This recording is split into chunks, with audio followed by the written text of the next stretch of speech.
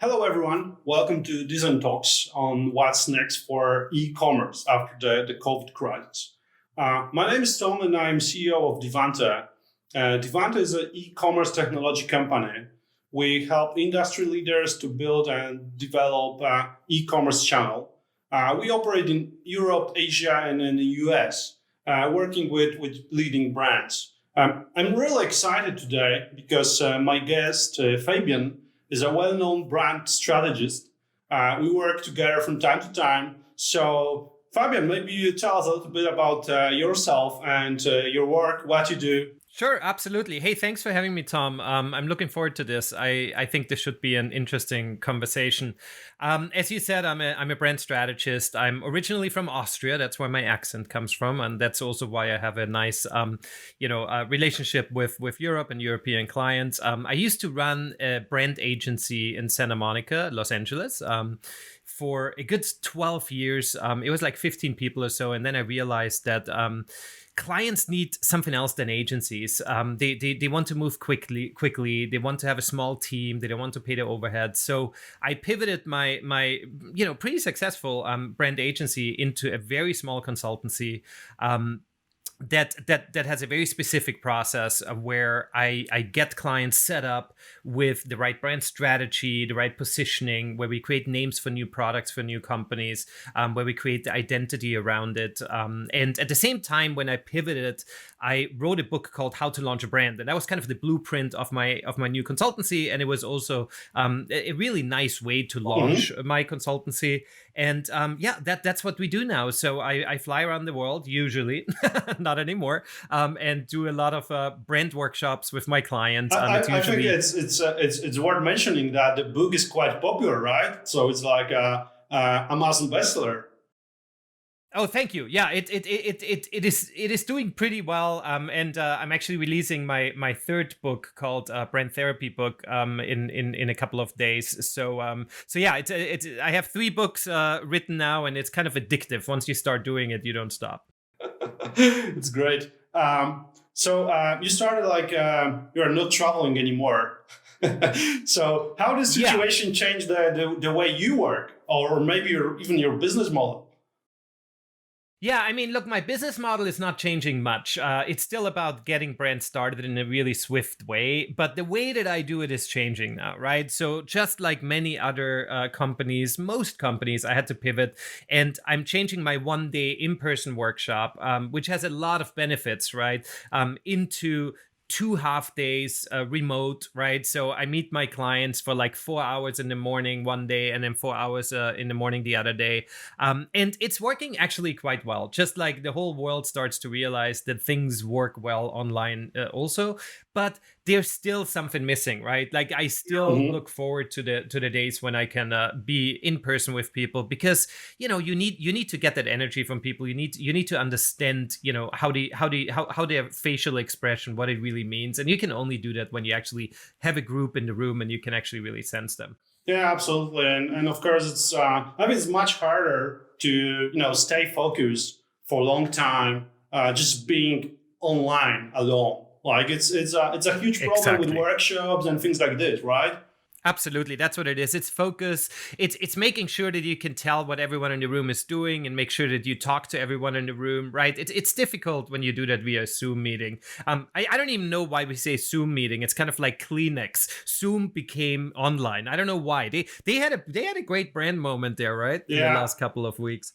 Absolutely. I think this is a good starter for the next question, because my question was like, what you see, like how brands are changing right now, how they use this crisis, or how they react, and maybe some of them react better, some of them not so good. Like, what's your observation on that? I mean, I see the most exciting reactions from small brands, because when it comes to survival, right? Like all these small brick and mortar shops, when they need to survive, that's when you need to innovate, because you need to do something in order to stay in business. So I don't see huge changes with a lot of big e-commerce brands, but what I do see is like a small brewery around the corner that suddenly starts baking bread and selling bread in front of their shop, and like things like that, right? Where people just have to get creative.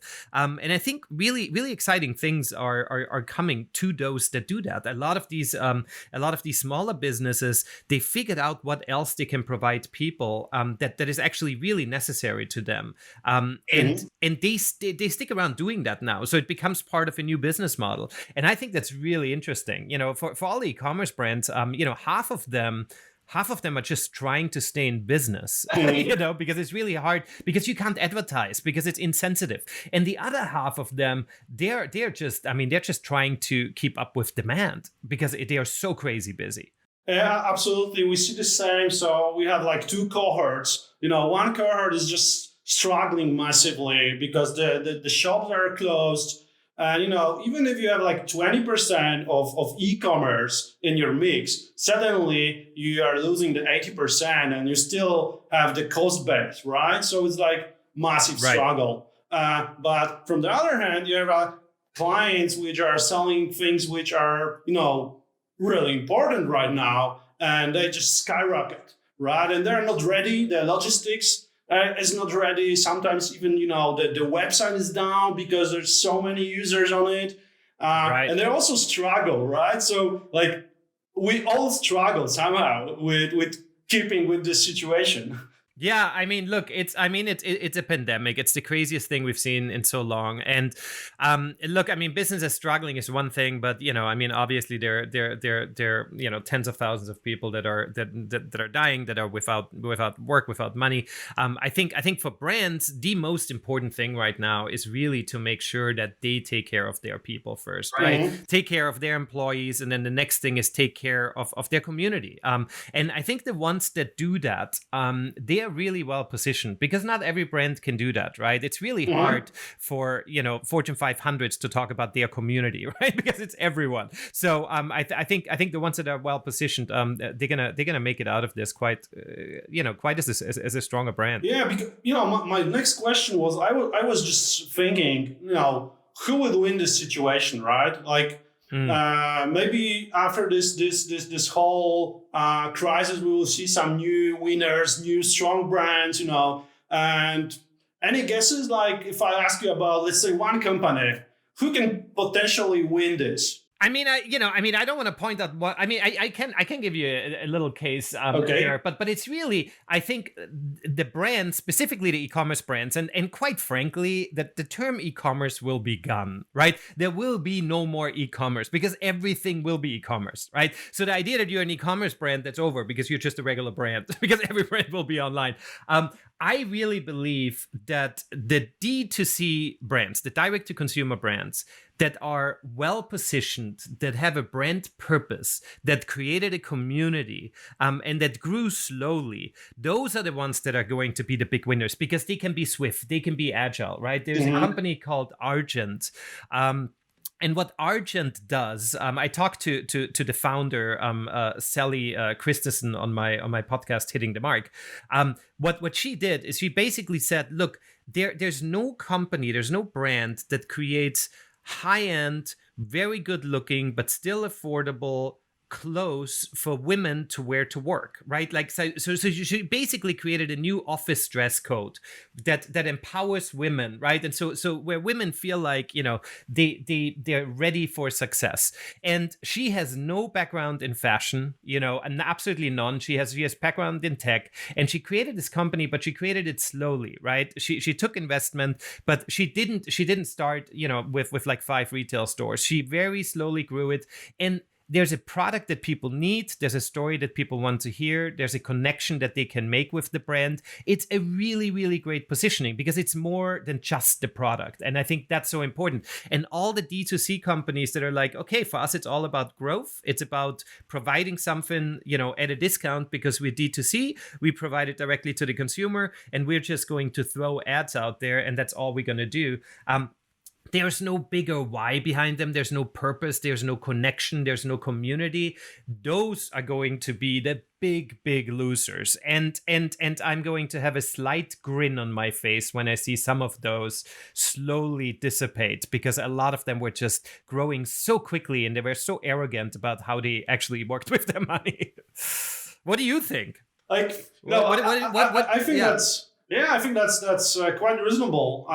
Just say, but I'm also thinking like there will be some categories which were quite small, like e-grocery, but now suddenly we're buying vegetables, online, like all of us, right? Mm-hmm. So I think like all of us will try this experience and see, actually it's good, right? Actually, this is a real vegetable. I got it's tasty, it's fresh. Mm-hmm. So maybe I would just, maybe it's my new behavior, right? I'm just buying this grocery things online. And I think a lot of people will try to buy different categories and they will stay.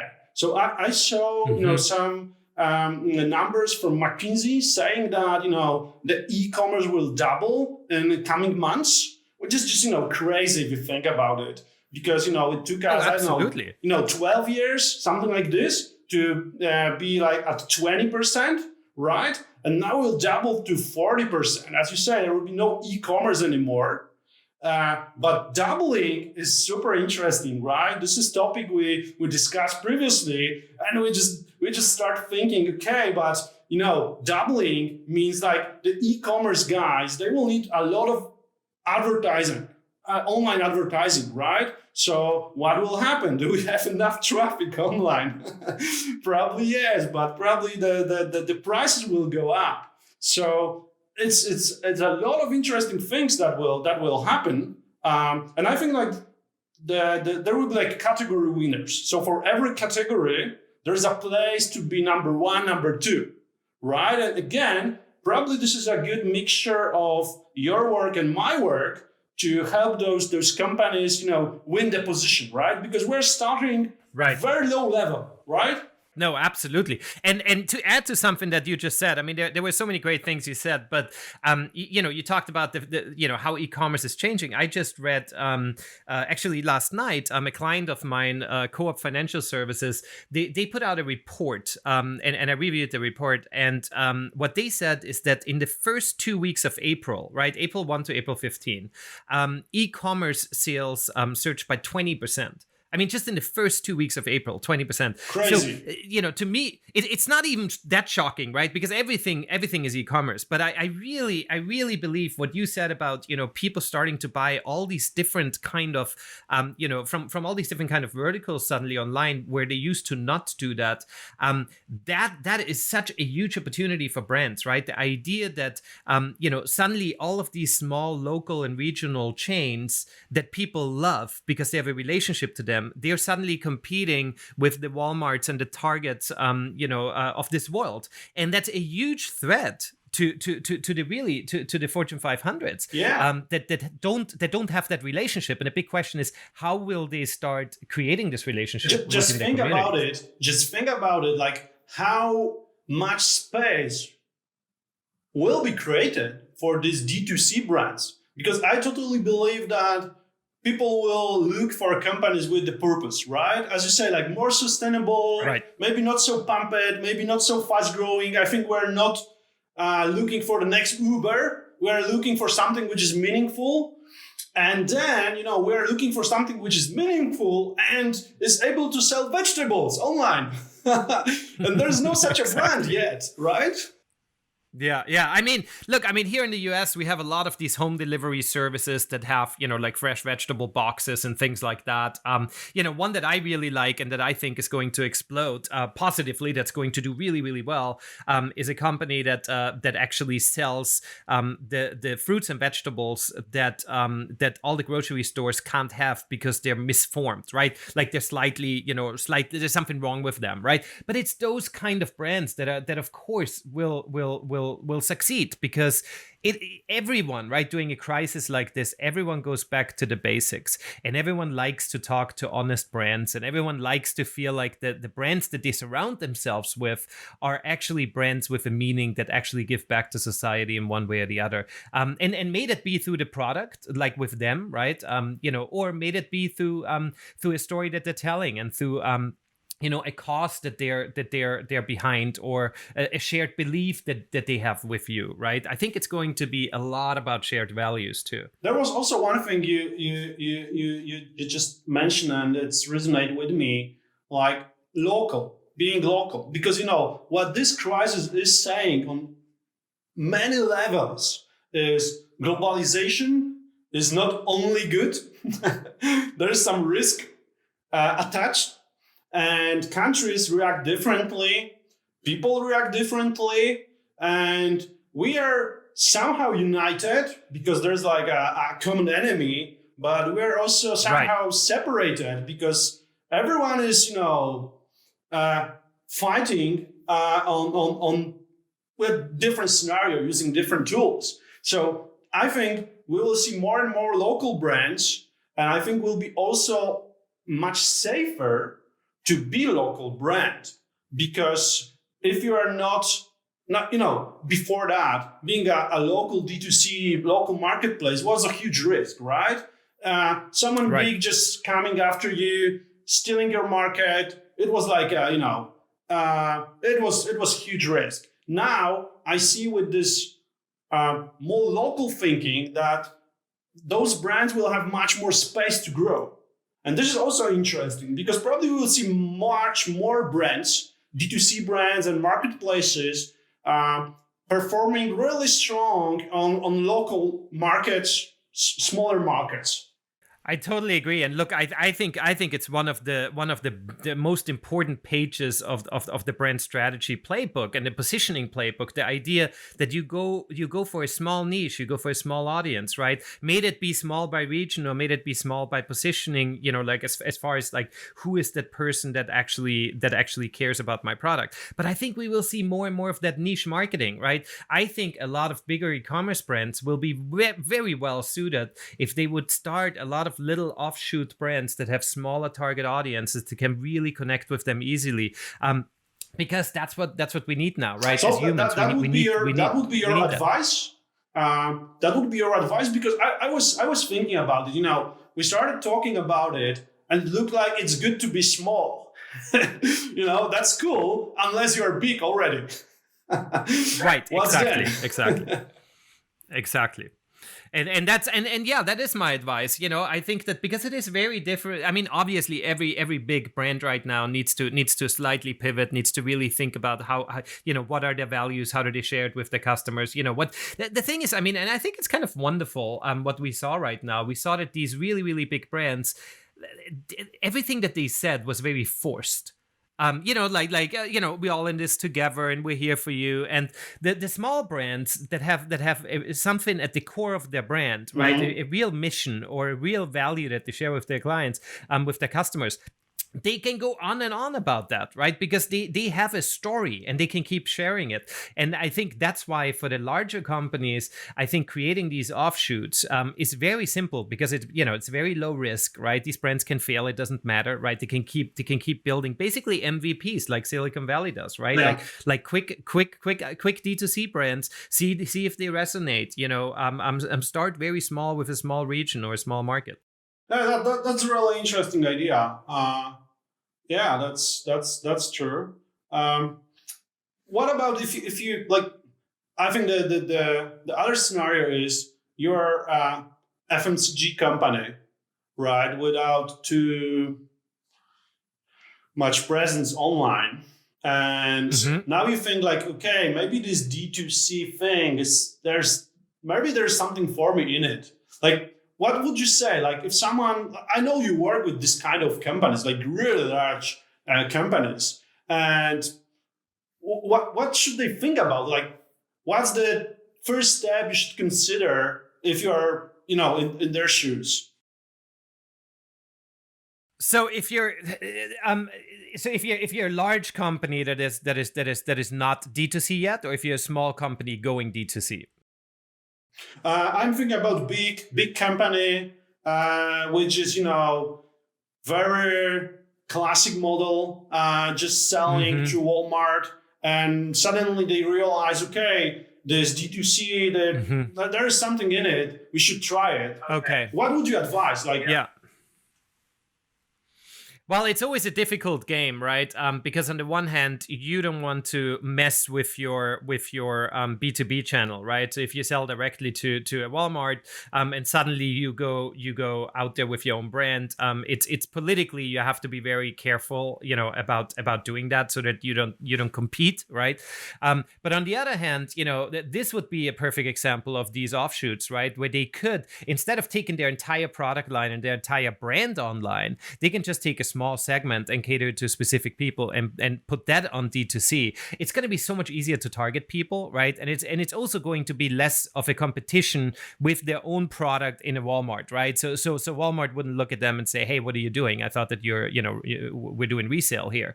Absolutely. But I think the key is, and I think that's what's going to happen naturally anyways, everything will be lean, everything will be startup style, right? So now even the large brands will create these really, really small, D2C brands and just try them out, because we're going to be in a recession, we're going to be in a depression, right? So there is not even that marketing budget there, so they're kind of forced to doing that anyways.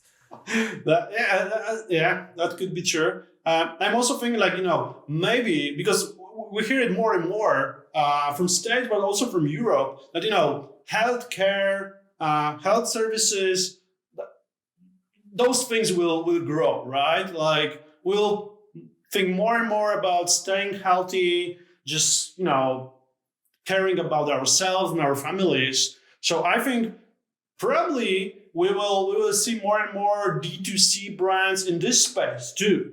And maybe those bigger companies, they will also think about, extending their portfolio, like adding a little bit more from this health sector, maybe health food, maybe some services around it. I don't know, advising on food and things like this.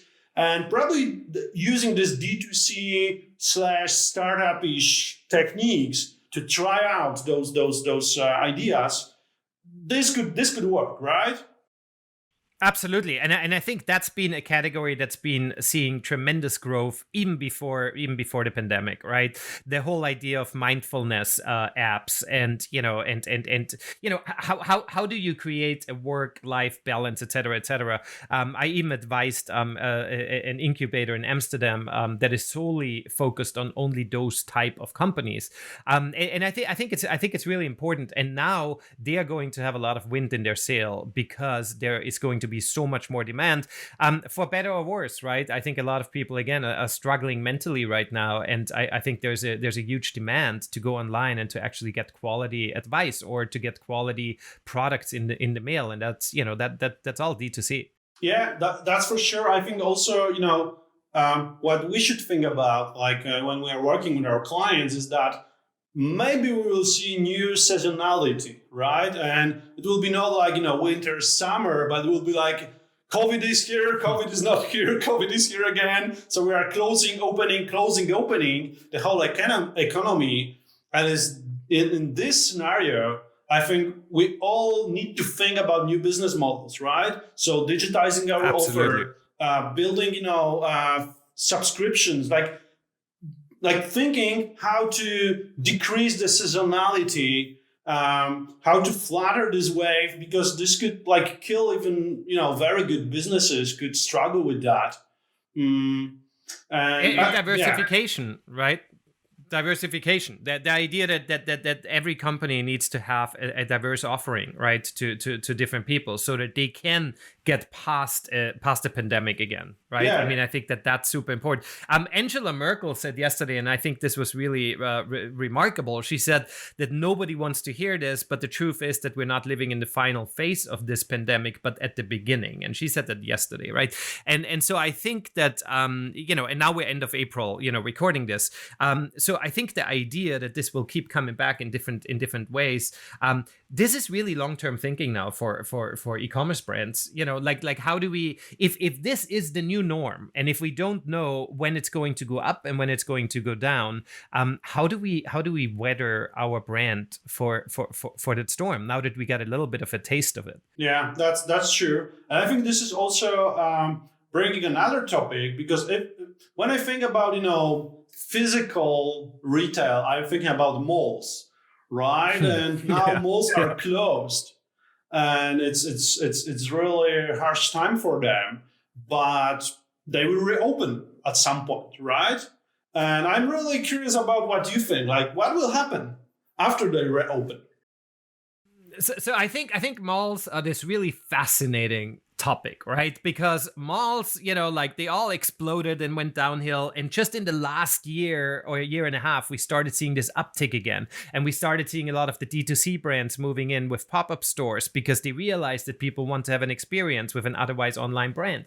I think this is a crucial moment right now where, malls will have a really bad time for the next couple of months for sure, and depending on what Angela Merkel said about this coming back, and whatever, right? I see. I think you found your hero now.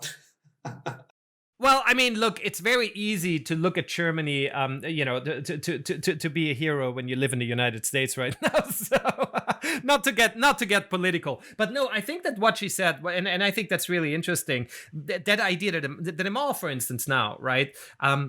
They will, knowing that this will keep coming back, they will be in a bad shape for at least another half a year, if not a year. But I think what will happen is that we're human beings are creatures of habit, right? We're used to doing things and we like to do them a certain way. And I believe that once restrictions, are slowing down, people will flock back to the parks and people will flock back to the malls. They want to have that interaction with brands. And it's also a feeling that they want to have to, look at window shop, go window shopping and things like that. So I think the big question is, how will retail brands or e-commerce brands that are going back into that pop-up experience, how will they react to that, where you can't have that physical experience? You can't touch things, or you shouldn't touch things, you shouldn't be in a small space. How will a brand be represented in that environment? And it comes back to having a really, really great story, right? Like, how will they tell that story in a space like that? But I do think it's coming back. Yeah, but we're also circling back to this idea of building how to name it, like experimental spaces where you can experience something, right? So this idea of, we're not building a shop, we're building something which is telling our story. You're visiting our store, but really you're there to experience something, right? We saw this starting before the COVID, right? Now I think a lot of transactions will be moved to online because it's just, easy to buy, right? Come on, it's very easy. Right. But right, you're still missing something. So maybe when you will have an opportunity to visit the store, you're going there not to buy things, but to feel the experience, right? To maybe check exactly some new things, to maybe discuss with someone who's like really an expert in the field, and it's showing you something really cool. But it's more about like entertaining and showing something and adding value, because the transaction is there. This transaction is online. It's the boring part. I so agree with you, Tom. It's very much, it's like edutaining, right? It's an educational, but it's entertaining at the same time. And I think that the really great e-commerce brands, they already do that online too. I did a case study in my last book about a company called Fish People Seafood. So they literally they just have seafood stews. It's seafood soups, right? It's the most boring, most normal, most random product, right? Total commodity. And they tell that story that when you scan the barcode, actually you don't even scan the barcode. You just put a code in that's in on your soup. You put it online on their website, and then you get to know the people that actually put your soup into your pouch, right? So you get to know the guy who worked on the dock. You see a picture of him. You see the boat that was actually out there. You see exactly the coordinates of where they got the fish from, right? So you meet all of the people, and they have to do it anyways, because for quality control, you have to have every batch of food has to be associated with where it comes from. They just integrate it. They just integrate it. That's amazing. That's great idea. They simply tell a story that was already there, right? And I think a lot more brands need to start doing that. But in order for them to be able to do that, they need to have that big why behind them, right? The only reason why this company can do it, because for them, people are really important. Having everything be local is really important. Having it be, from a sustainable environment is important. It's all of these things. But if you don't have all of that that's important to you as a brand, what kind of story can you tell? What kind of experience can you show people in a pop-up in a mall in 2 years from now? We work with some clients in Asia, and I saw really amazing examples of this, video selling, video streaming with selling via WeChat. So I think that the best thing I saw, it was an orange farmer, which is just showing you like, hey, I have like 500 kilos of these oranges, and he's just taking this orange, cut the orange, showing you, oh, this is here, that's how it looks, it's really great, and I can just send it to you. And people just, making orders real time on WeChat for those specific, oranges. He just because it's real, right? Because it becomes real, because they get to see a real person with a real product, and it feels like an honest, authentic story, right? You see authenticity. You see the quality, and you see, okay, this is not like wholesaler. The guy is really doing this, so it's very high trust level here from the beginning. Right. Right. But what struck me, like my initial thinking was, okay, it's very local, and you can do this like if you are a small farmer. It's not true. You can sell a truck of oranges doing that, because it could be very massive, and it is very massive in China particularly. So I think that's true. We will see more and more, things like this happening. I want to back just for a minute to our typical client, because we talk a lot about new brands which are starting, rather small players. But the truth is that we work a lot with larger players too, right? So I'm still thinking like. As you said at the beginning of our discussion, the first step is to take care about your people. So all large e-commerce players, that was the first thing they did, right? Now they struggle, but they try to keep up with the business, but there is longer perspective, right? And probably you're also in talks with some, C-level executives which are thinking what's next, and you're strategic consultant. Like, it's branding, but it's still super strategical, right? So is there anything like you would say it's good to think about for future? Is there any topic you think those C-level executives should think about? Not for tomorrow, but for the next year, let's say. Well, I think the idea that they are now competing with everyone, right? The idea that now everyone is a competitor, and that a lot of small players will come in, and it's not the typical D2C players that that now might not exist anymore. So now the brands that they will compete with are brands that have heart and soul. And I think that as the big e-commerce players, they will have to start to go back to the reason why they exist. They will have to go back to the founder story. They will really have to do some soul searching to rethink their positioning in the marketplace, to create a deeper connection with their customer, right? To create shared values, right? Because the thing is, we all don't trust bigger brands anymore, right? And it's been like this for a while now, but now after all of this is said and done, it's even more difficult for a bigger brand to create a friendship with their audience, right? But you think they're too transactional, or they're because absolutely, yeah.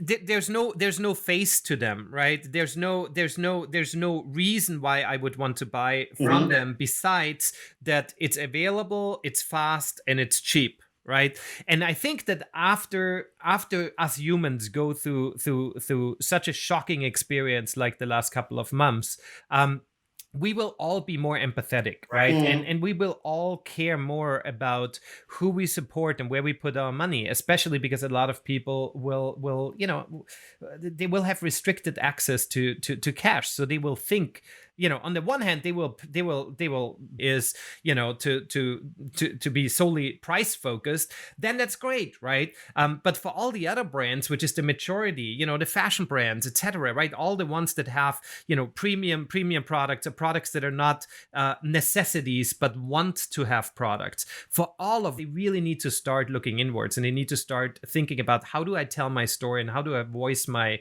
values, so that people will now understand that just like the guy with his oranges, right, where you get to meet him and you get to see the product and you understand why you want to. What do you give me that is bigger than just the stuff that I buy online? I think that's the big question. Yeah, that's true, and I think this is also quite positive change, right? Because just after this crisis, I think we'll get back to thinking about the big crisis, the climate crisis, right? Which is still there, waiting. And I think it started, but it was very slow. And exactly. Now this change is accelerating, right? So we really start thinking about, okay, maybe I will not buy like 5 pair of shoes, but I want this one amazing pair of shoes. And I saw this video with the founder, and she's great. And I really believe this is changing something. So I'm paying, slightly more. Okay, it's not so important. The important thing is every day I have these shoes on, I feel good, right?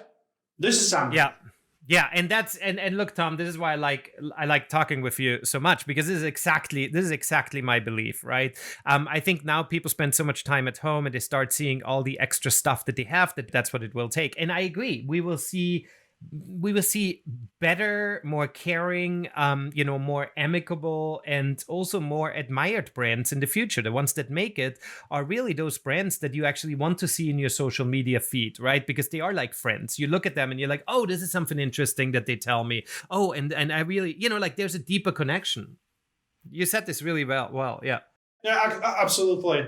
Talking with you is it's a great time all the time, but I think we're slowly running out of time today. So I will just ask you for some final thoughts on on the whole discussion.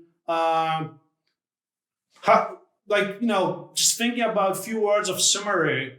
How would you summarize this change we see? I think one of the biggest lessons is that there is no more e-commerce, that every brand is e-commerce now. And that now you're competing with every single brand. And the idea is that brands now can't think global anymore, but they need to start thinking local, right? The idea of global, but yet on a local level, right? So the idea of having all these micro regional e-commerce brands that have really strong ties to the community. I think that's really where it's heading. And I think for every brand, they now, friends and family is the most important for everyone. And I think that brands now need to start to really think about, how do they fit into this picture? How can they stay afloat by becoming that kind of friend brand, right? It sounds silly, but it's really something that when you see them in the social feed, that you actually want to interact with that brand because it feels authentic and it feels real and it feels like there's a bigger purpose. I love your summary because it's really positive. I think we need this positive thinking these days. So Fabian, thank you very much for being with us, for your time, and it was really good talk. Thank you once again, and see you soon. Absolutely, Tom. Thank you so much for having me. This was really great. I hope I see you soon in person. Let's fingers crossed. Fingers crossed. Fingers crossed. All the best. Bye. Okay. All right. Bye, Tom. Bye.